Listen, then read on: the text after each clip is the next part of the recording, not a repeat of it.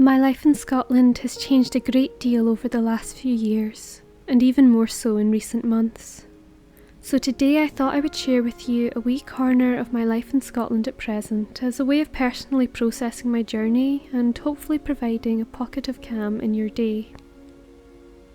A little over a year ago I graduated from the University of Edinburgh in the middle of the pandemic and moved promptly back to my home city Glasgow to wait it out. At first, as many others, I tried to make the most of the times we were living in. I studied for a teaching qualification, started this channel, tutored students online, spent more time in nature, and yes, I learned to bake bread. At first, I was happy. Not being able to live life as normal was hard in many ways, of course, but I felt blessed to have work and very connected with my online church community. It was a sweet, slow season, and I tried to be content. After a few months, though, the cracks began to show.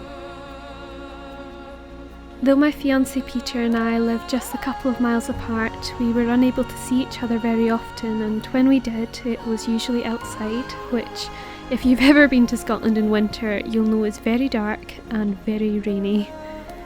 On top of this, I wasn't getting enough teaching hours to support myself. Glasgow's strict lockdown, which ended up lasting a full 9 months, was showing no signs of letting up, and Zoom fatigue was setting in. I confess that I felt frustrated, caged in, and a bit useless.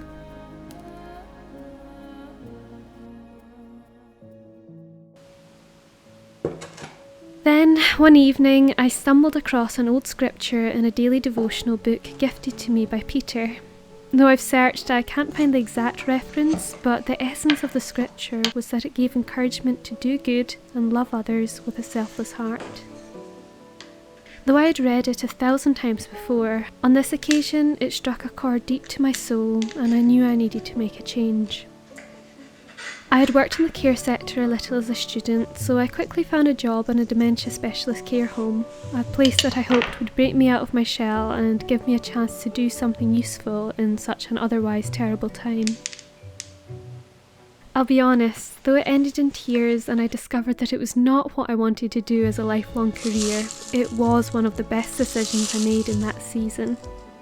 After all, it did break me out of my shell, revealing a whole world of life and death that I'd only glimpsed before, and granting me the privilege of walking alongside precious souls in their final years of life. I can't begin to tell you how I wept at times to see the terror that such a disease can cause, yet also how I laughed at the moments of joy and bewildering idiosyncrasies of human behaviour that I encountered. By the time I left, I was tired to the bone, unable to hold up long term against the shifting sleep patterns that left me feeling as though I was living in continual jet lag.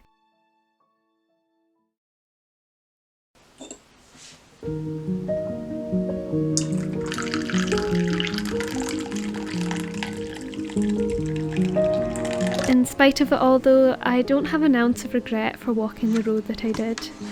Throughout this time, my mental health was not in the best place, and I clung to God for support. As I shared in a video at the time, I tried my best to continue creating, living mindfully, and making space for soul living, even in the face of a high-stress, fast-paced job. This helped me to stay calm, ease my anxiety, and gave me clarity about the next steps of life.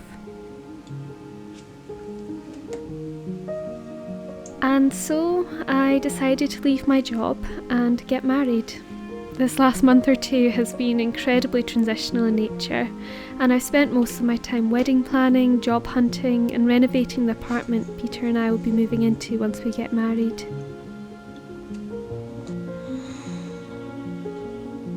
The humble city I live in here in Scotland has quite suddenly and surprisingly seemed to have become the centre of the world.